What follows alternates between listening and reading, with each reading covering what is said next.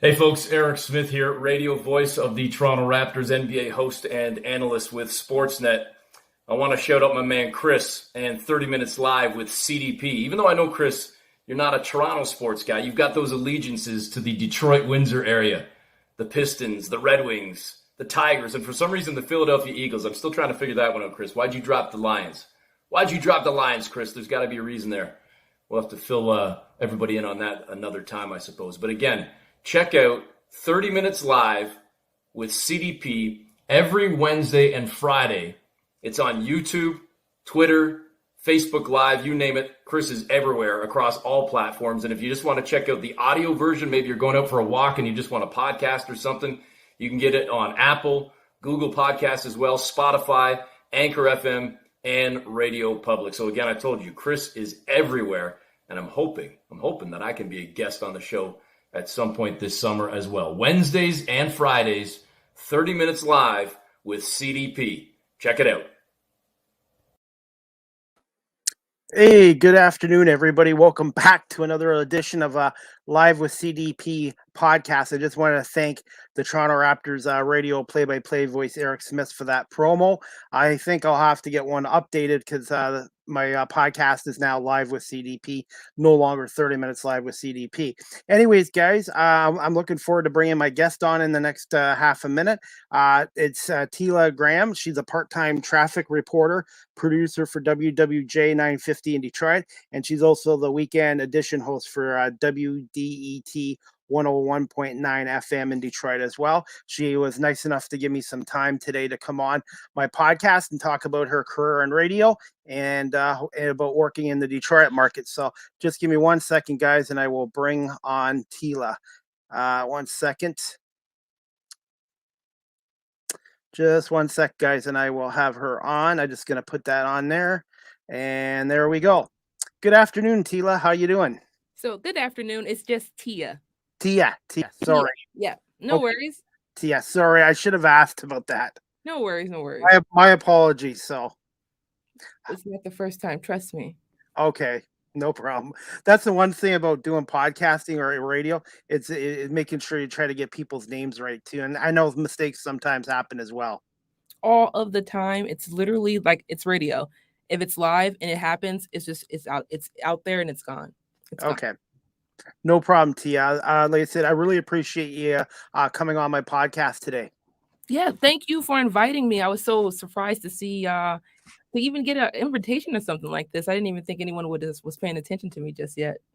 Well, like I said, I started my podcast over a year ago, and I for the first few months I wasn't able to get any guests, and then I just kept working at it, and now I've been it.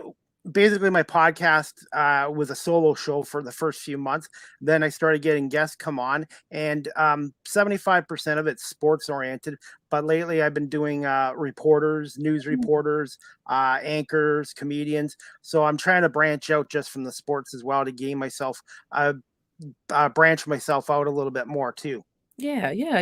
Well, this is perfect. Well, thank you. No problem. And StreamYard is great because I can post videos of my guests' work, or I can put a graphic. Like I know you're from Detroit, so I figured I put Little Caesars Arena in the background. So I have a different back. The Detroit hat, the old English. Oh yeah. So oh yeah. Yeah, and I even got my own logo too up there on the graphics too. So it's just this StreamYard is really great. Everyone likes Zoom, but I kind of like StreamYard better personally. I like it so far. I haven't seen any issues, and it was pretty quick and simple to get started. Yeah, and it's just amazing. I never thought a year ago I'd be able to get, like, I've had guests from ESPN come on, Dan Shulman, and I've had Ken Daniels come on from the Red Wings and etc. And I've been really lucky, and it's just amazing. And like I said, I love doing this. I love talking to people, and I like asking questions and learning new things about my guests. Awesome. Well, fire away. Okay, no problem. 1 second, and I'm going to start the first question here. And I'm going to put your company's or your radio station's website on here too. So, awesome. Okay, the first one I was going to ask you, can you just tell my audience just a little bit about yourself, and when did you know you wanted to pursue a career in broadcasting / radio?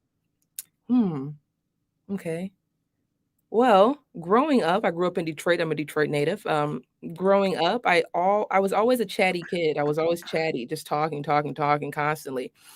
And I knew at that point, especially as I started to get to middle school and to high school, I had to find a career that would allow me to talk to people and to use my voice and to just kind of be creative in that way. And I found out that journalism was a real thing in high school. And so I went into it at Michigan State University, where I graduated in 2014 with broadcast journalism. So I went into journalism with these ideas and these goals of being the next great like sports journalist, like Jamil Hill or any of the women that you see, Hannah Storm, any of those women you see on ESPN. That was one of my goals to do that, and it's a lot tougher than I expected.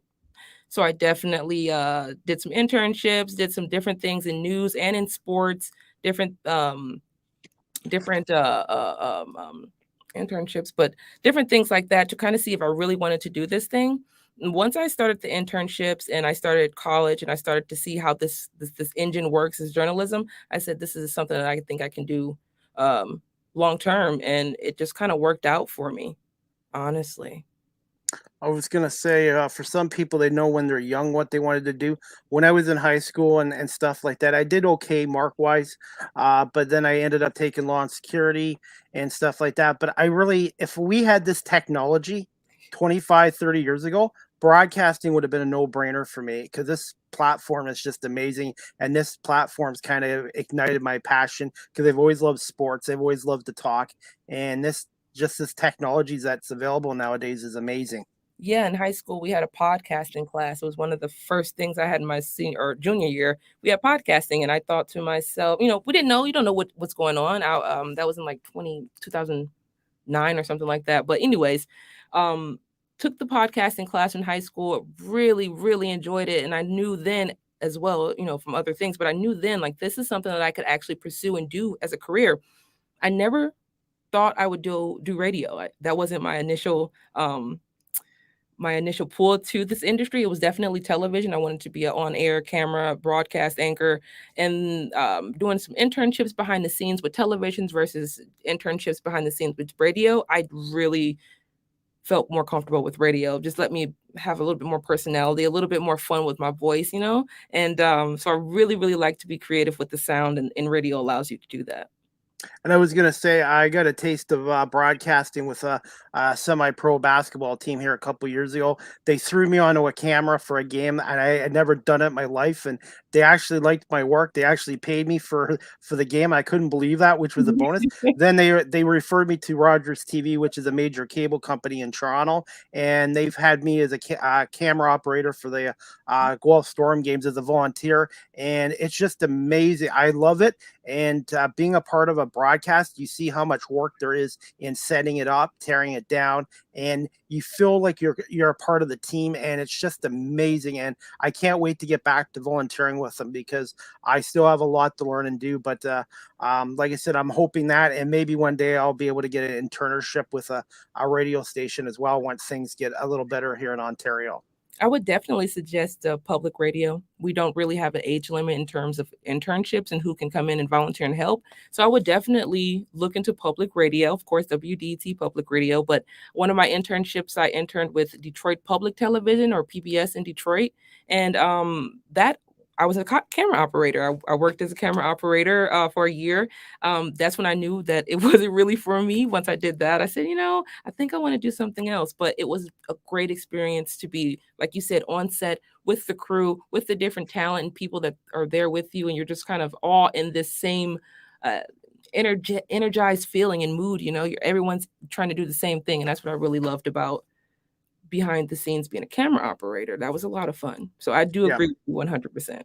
It's a lot of work though. I'm still learning, but it just that kind of ignited my passion. And then with the pandemic shutting everything down last year, I just decided to start my own podcast. And then I just gradually I'm trying to improve and kept doing it 2-3 times a week for the past year. And I'm just here we are now. Yes, yes, yes. And you sound good. I mean, I wouldn't know where you started, but I'm assuming that you're proud of yourself. Well, you know what? I think I'm improving, but I also was brought up to be humble. So I'm very hard on myself, and I just don't want to get a big head, or like if I get successful in this industry, hopefully one day, just to always stay humble and just keep myself grounded.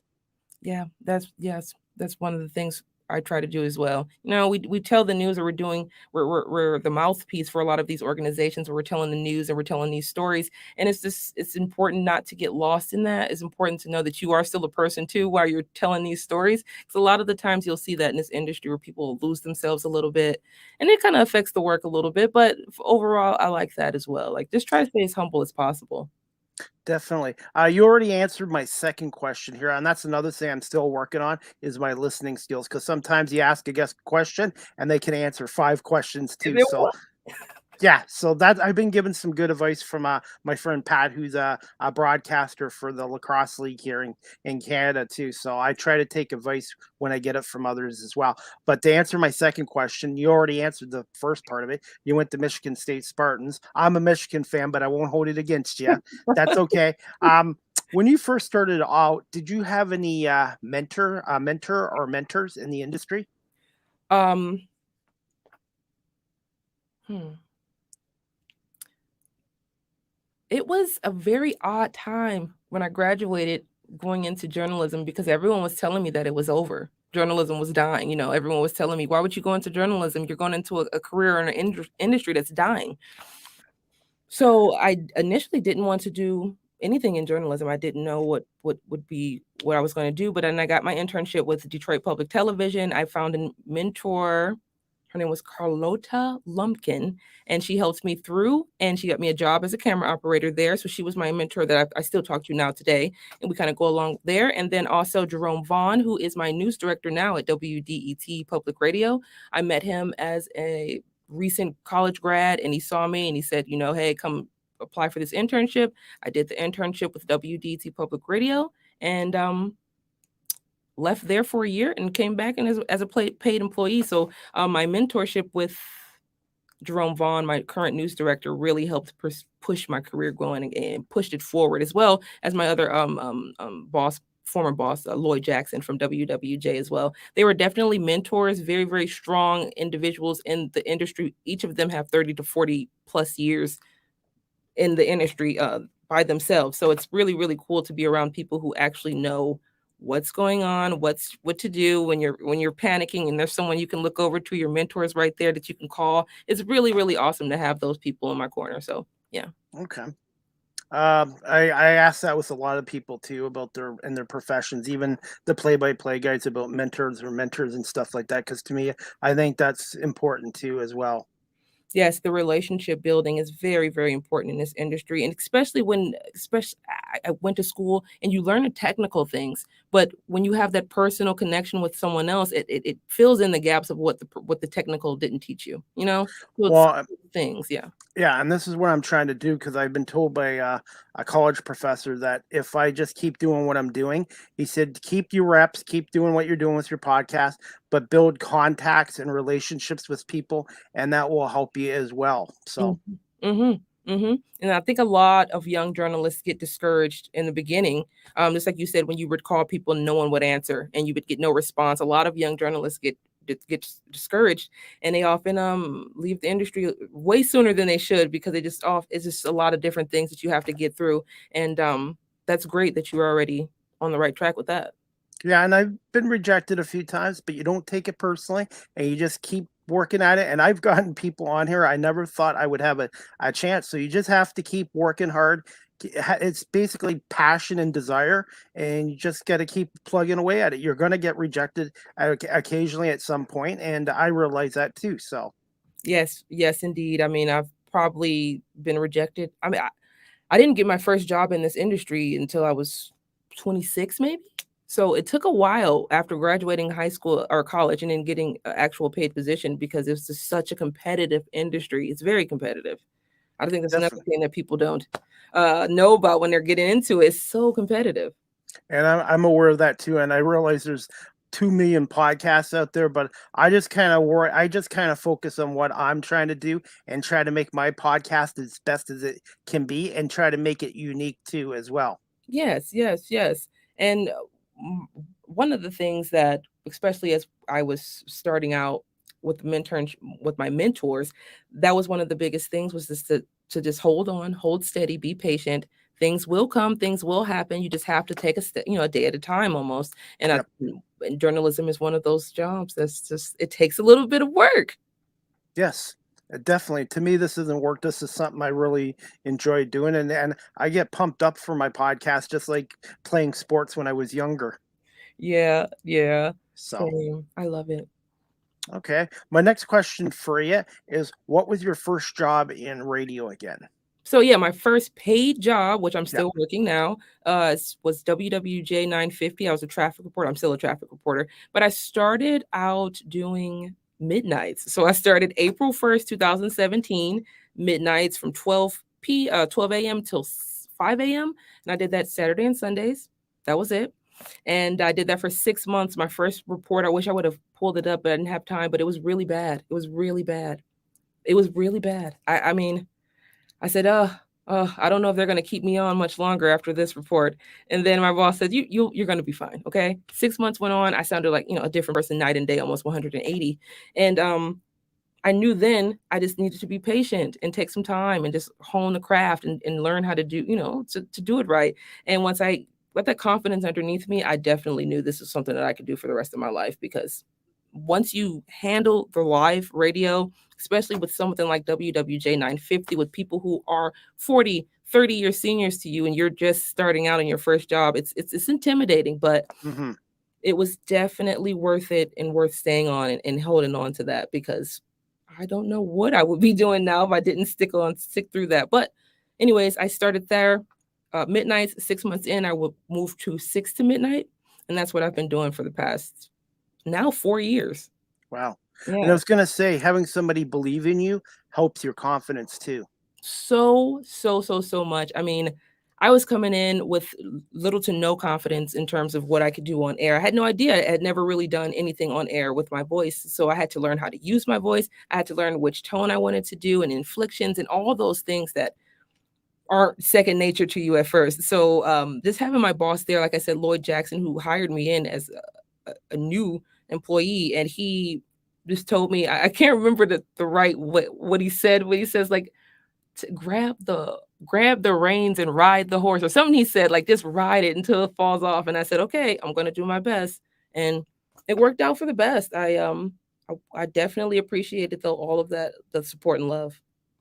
Because everybody needs a little bit of helping, a little bit of help when they first start in this industry. Well, and are supportive as well, very supportive. Yes, and that's what I've been getting from all my guests on here too, even guys from like ESPN and the NFL. And it's like, wow, they treat me like one of their own, and they give me good advice and give me good feedback, and it's like, and it just keeps me motivated to keep going at this. Yeah, and I'm of course I don't know about any other industries because I've only been in the journalism industry, but what I do know about it is when you find people who actually love to do the work here, you find family and friends for life, because these people are committed to doing the same thing that you want to do. They want to tell the stories to the people, and that's all they want to do. There's no extra ego or different things like that. When you find those people who are humble and just ready to tell the story, it's like finding your tribe, your crew. It's great.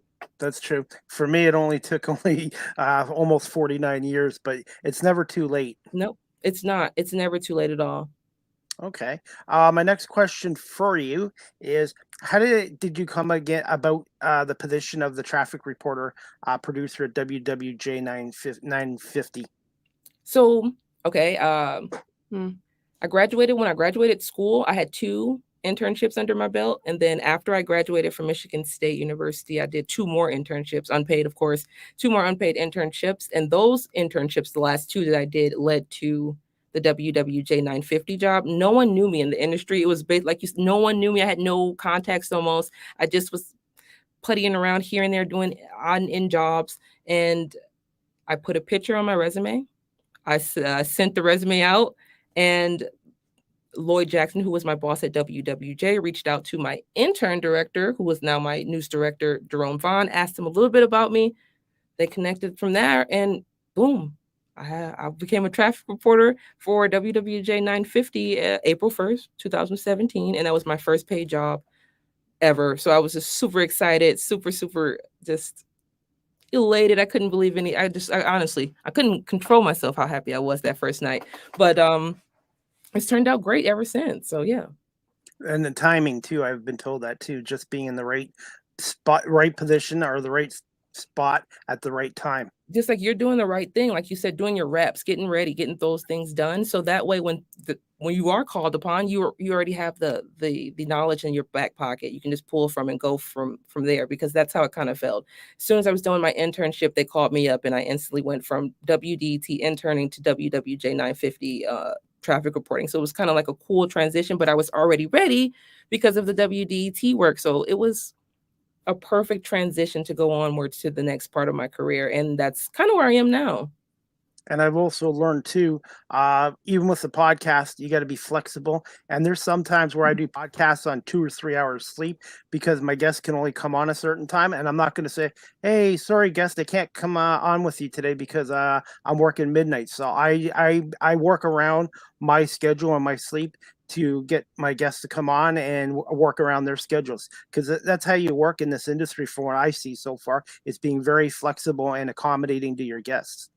Yes. The first 2 years of my career, I probably missed every single holiday with the family. But that's just because I had to do my job. I had to fill in. I had to be flexible. I had to move and groove wherever I needed to move and groove and fit into where I needed to fit in. So it didn't bother me, and it still doesn't bother me now, because I know that I'm doing something that I truly love to do. So if I'm missing out on things, it's just like, yeah, I missed out on that, but I also get to do something that I love to do every single day, which not a lot of people get to do. So I don't take it for granted ever. So I just, like you said, if I am off of work and it's my day off, I'll still do a quick interview or something. Or I'll do something quick just so I can make sure that I'm staying on top of things. Okay. My next question for you is, what is the hardest aspect of doing traffic reports and being a producer, which I have a lot of respect for producers, and what do you love about it most? This a two-sided question. I should have said, what do you love about it the most, and what is the hardest aspect of doing traffic reports and being a producer? The hardest part would have to be how fast things change in traffic. It's almost like it's never the same. Of course, every 10 minutes, there are 10-minute breaks. So every 10 minutes, something's happening.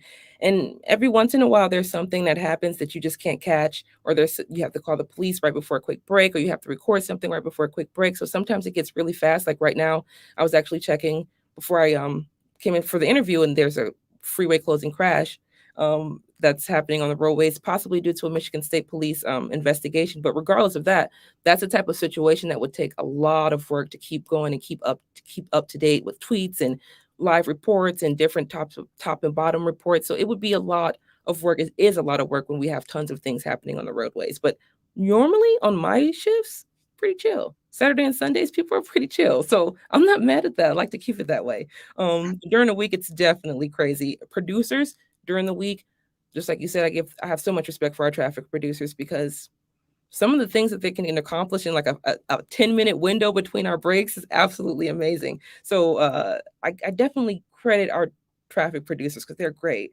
And something that I love in the same sense that it's different every time. Almost every break you get something new, a new crash cleared or a new crash occurred, construction, someone called in about something weird on the road, like a truck dropped a bunch of like bouncy balls or something. Like, it's just something odd always happening. And that's what I like about traffic, because it's always moving. It's always new. The tweets, the people who call in, the traffic tipsters, they're super nice, super great. And they're really informed. Or I love talking to them on the phone. That's one of my favorite parts. Traffic tipsters. Basically, it basically keeps you on your toes every day. Yes. Those 10-minute, like in between those 10-minute breaks, it's quick. It's quick. Before you know it, you're back on air doing another traffic report. So that's what I do like about it. Stay on your toes. Are you okay for a few more minutes? I just got a couple more questions. Yeah. Okay, I always double check with my guests, because sometimes my guests can only talk for 20 minutes, or sometimes it can go an hour and a half. So I'm trying to work with my guests too, especially with their schedules and stuff. Yeah, I think I should have a few more moments for a few more questions. Okay, my next one is what is the I shouldn't yeah, I was gonna say normal, but I imagine there isn't really a normal day, but what's a daily day like at WWJ 950 for you?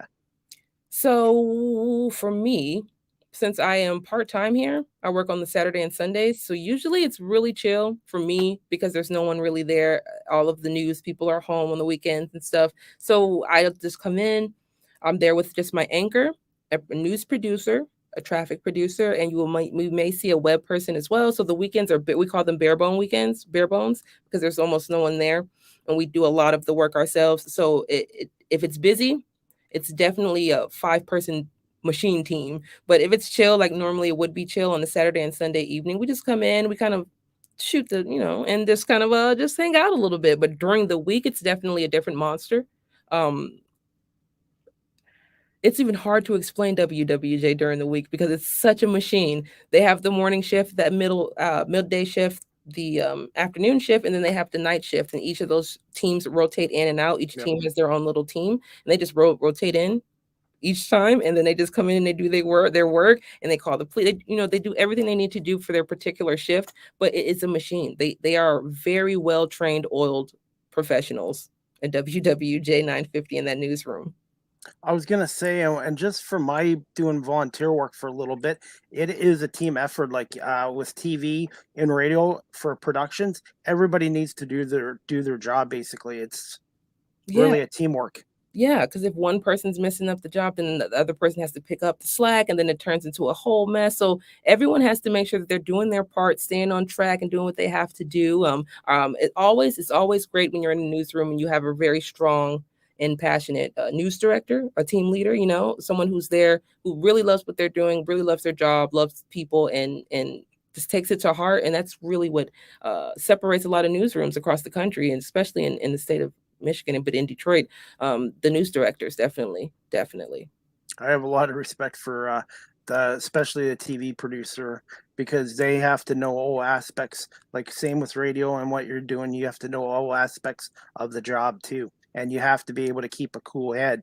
You have to keep a cool head. I mean, there are times when something may happen, a computer screen will go completely dead, and I have nothing in front of me to read anymore. So you have to just kind of go off the fly, and you have to Yep. make sure that you don't lose your cool on the air. And I like to call them. I can't remember the name I use for them. Oh man. Well, I can't think of the name, but they're like, oh, alternative curse words. So you can't curse. So you have to use alternative curse words. You cannot say bad things. So I even if I'm here in the studio by myself, I won't use curse words. I'll use alternative curse words like, fudge. Yep. Stuff like that. So just to get some of those frustrations out. Definitely. Okay.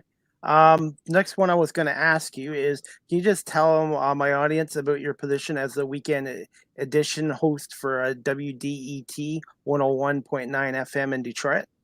Yeah. So the NPR, National Public Radio, they have different syndicated shows.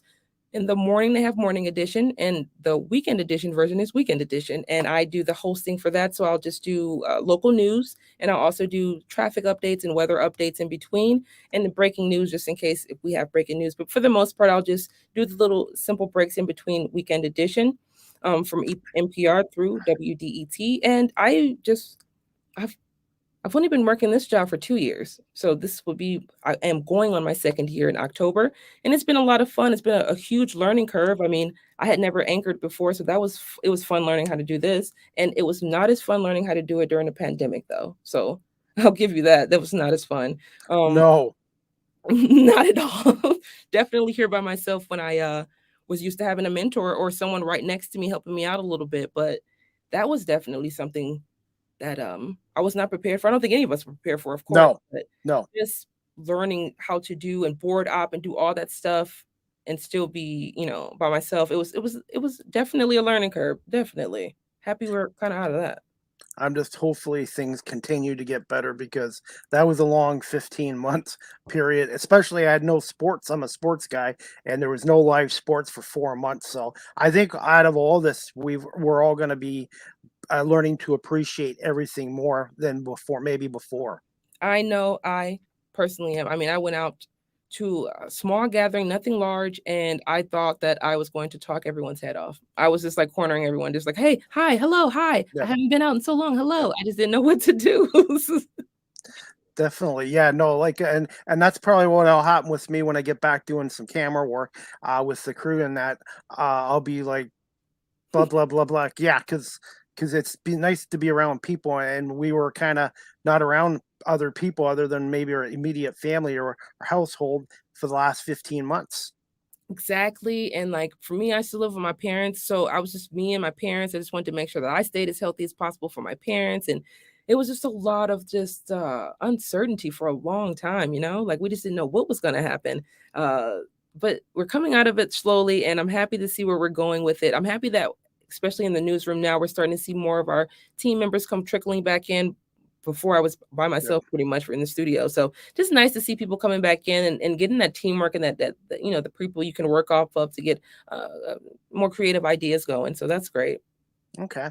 My next question for you, and I only got a couple more and we'll wrap it up. What's your, I used to say favorite, but somebody said it wasn't really fair to say favorite, so I kind of reworded it. What is your most memorable story or interview you've done so far in your career? Or even traffic report? Hmm. WDET. I did a story right before the pandemic.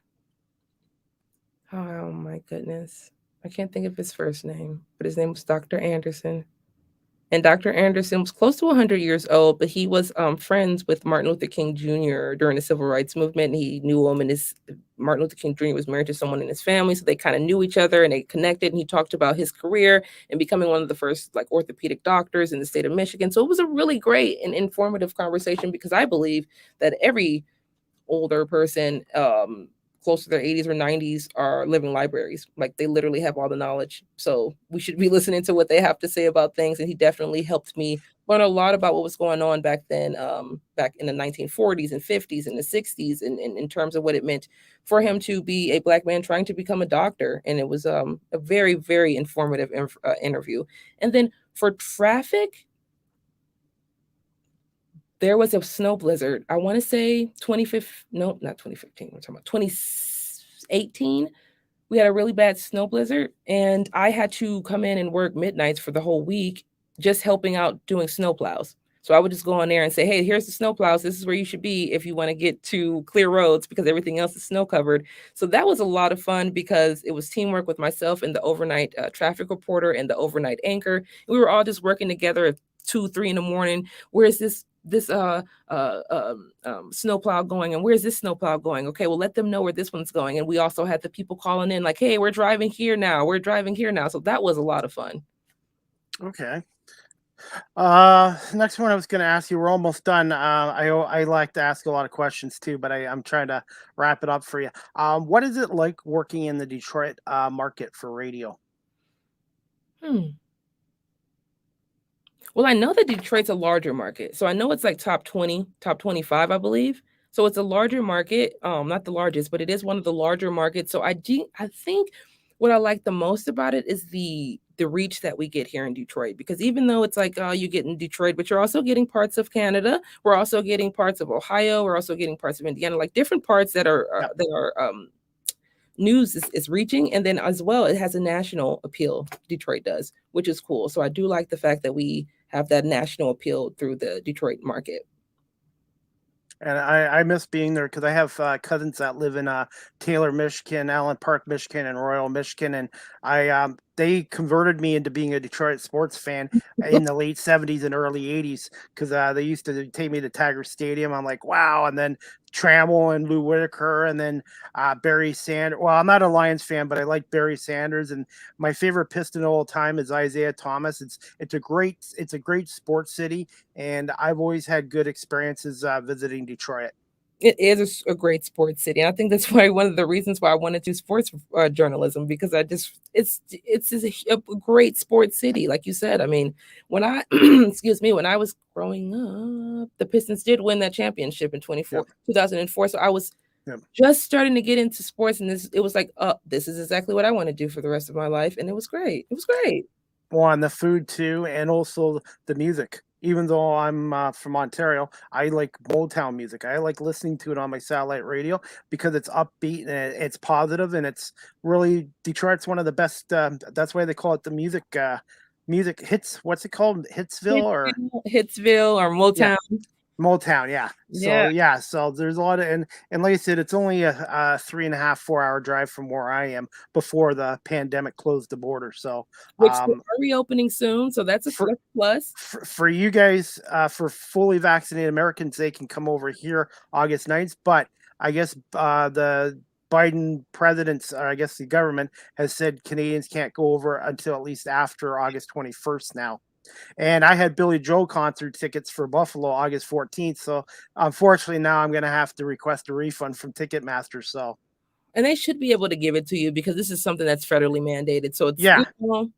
Yeah, and I'm not going to take an airplane from where I live in Ontario to Buffalo, where it's only an hour and a half drive. So unfortunately, both sides should have worked the reopening of the border the same day. But I guess the States is going to wait a couple more weeks longer. So I don't know why, but I feel so bad for you because that's like, this would be like would it be your first concert after? Yeah. See? Yeah, and I was supposed to take my mom last year for her 75th birthday. Oh. That got postponed because of COVID. So I said to Ticketmaster, don't refund me the money. I'll wait another year. And then sure enough, our side opens the border up to you guys August 9th, but then the US is like, no, August 21st, and the concert's on the 14th. So there's no middle, like it's so annoying. I know. So it looks like 2 summers in a row I won't be having any fun in that. So I'm hoping maybe by the fall we'll be able to come back over again. That's what I'm hoping as well. I'm just hoping that this is yes in the past, this please. Yes, definitely. We agree on that. Definitely. So yeah, and I just got 2 quick questions and that's it, I promise. This one I had to ask you because I'm a Michigan guy and you're a Michigan State Spartan. Thoughts quickly on the Michigan rivalry, just quickly. Just really quickly, I mean, go green, go white. Like there's no separation for me. There is no separation for me. And like in my family, you're either a Spartan or a Wolverine. There is no in between. Like the house is divided. Like we don't even do that. Like there's no dividing.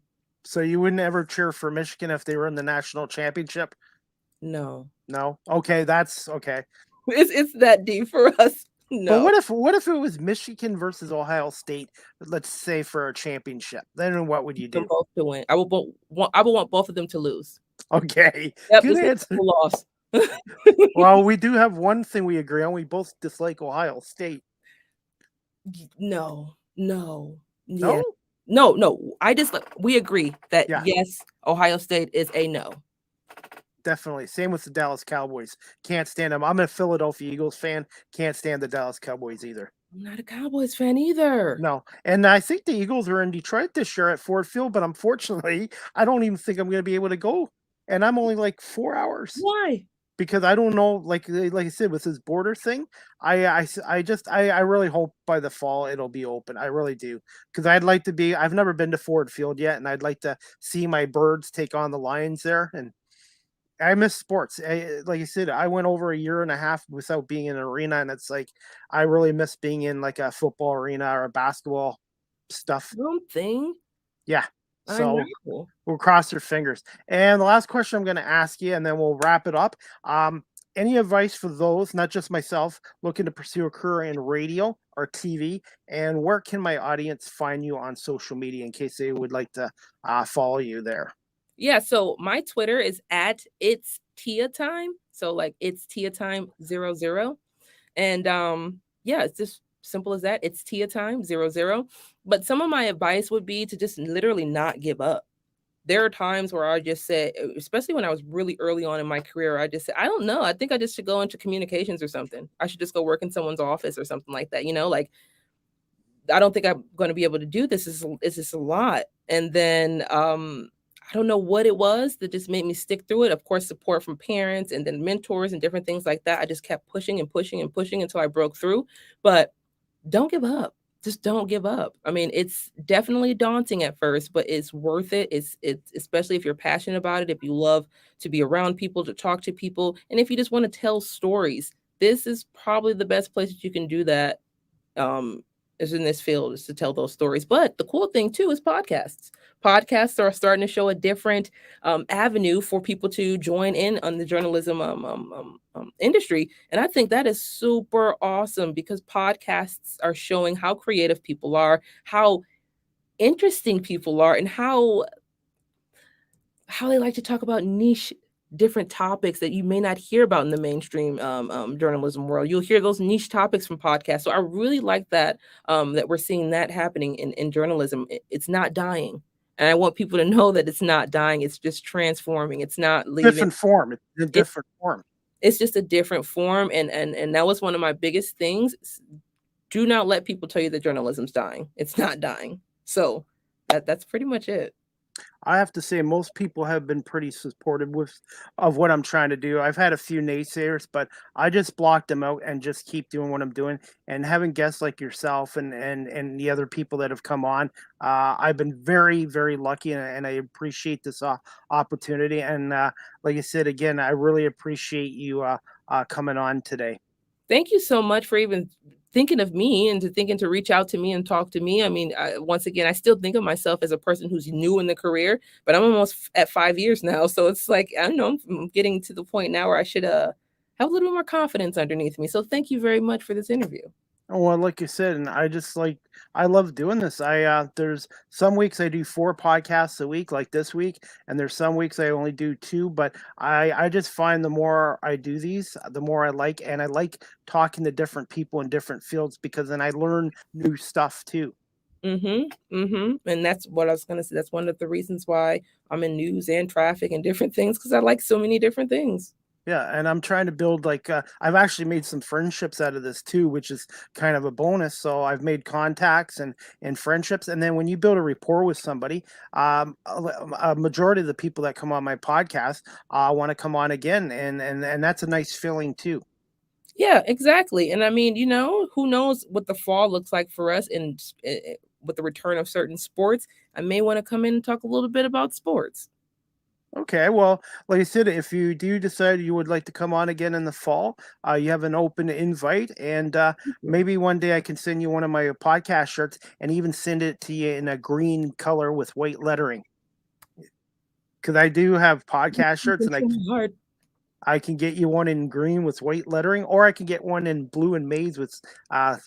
I know someone to give it to, though. I will know someone to give it to. I will. Okay. But I definitely, I'll definitely, I'll see about getting you one of my podcast shirts. I've had a friend that's made shirts for me and maybe some hats. I've learned a lot of things too on here, how to produce my own show, how to get guests, and how to market myself. I'm still learning every day. So, but you're doing great already. Well, thank you. Giving up already. So kids keep going. Thank you. Well, like you said, people like yourself and everyone that's come on here have been great. And I'm lucky I've got all these social media platforms as well. It's just amazing. Because, 10 years ago, I didn't even know what Wi-Fi was. And look at you now. You're producing circles around people. Well, like I said, I've had some help from some people, and I've learned from them. And it's just repetition. Like you said, just do it on a regular basis. It's like riding a bicycle. The more you do it, like skating and hockey, the more you skate, you'll get better at skating on ice or playing hockey. Practice. Practice, practice, practice. We're talking about practice. Except Allen Iverson didn't like that. I had to throw that in. I love it. So, but anyways, I will pronounce your name right. Tia? Yes. Tia, I promise I'll get it right. So thank you for letting me know that. Thank you very much for having me on. We'll talk soon. I mean, we're connected now. Definitely. We'll talk to you soon. I'm going to wrap this up. I'm going to go for a hike and get something to eat, and then work on getting some more guests for next week too. Well, good luck to you and your guests next week. And once again, we'll stay in contact on Twitter. Definitely. Okay, you have a good night, and we'll talk to you soon. Thank you so much for coming on. Thank you very much, and good luck once again for next week in your interviews. This is great. Thank you, and I hope you can watch. I will. Thank you. Okay, we'll talk to you soon. Take care. Bye. Anyways, that was my friend Tia. Graham. She's a part-time traffic reporter, producer for WWJ 950 in Detroit, and also with WDET Public Radio 101.9 FM in Detroit. Thank you so much, TF, for coming on live with CDP podcast today. I really appreciate her coming on. And like I said, guys, you can check out her websites too, WWJ 950, or you can check out WDET.org as well. So I hope you guys all enjoy this podcast today. And I just want to say thank you to everybody on Twitter for watching live with CDP right now.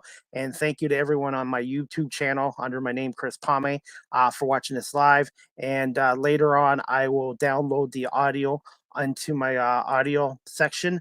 And the Live with CDP podcast, the audio version is on Google Podcasts, Anchor FM, Apple Podcasts, Breaker, Pocket Cast, Radio Public, Spotify, and Castbox. I will download this in about maybe an hour or two, and you guys can listen to that as well. And I'm also looking for maybe a couple more social media platforms to put my podcast on as well. I do hope I will be back on Facebook at some point in the future. For reasons unknown, they've disabled my account right now. So I'm hoping that this will be, I think it's an error on their part. I know it's an error on our part, and hopefully I'll be back on in the future on Facebook. But otherwise, guys, I'm still going to be around on all these social media accounts as well. And also, guys, just to let you know, I'm also on TikTok now too, guys. If you want to follow me on TikTok, I will just put this up on here. Yeah, I just joined TikTok last Saturday. You can follow me now on TikTok at Live with CDP. So that's at Live with CDP. And I promote my podcast on TikTok as well. So, all right, guys. And before I wrap it up, guys, I'm just going to say I hope you guys enjoy the NHL draft tonight. The first round is tonight. And the Sabres made a trade today. They sent their young big defenseman, Ristel Renalan. I think I can pronounce his name right. They traded him to Philadelphia today.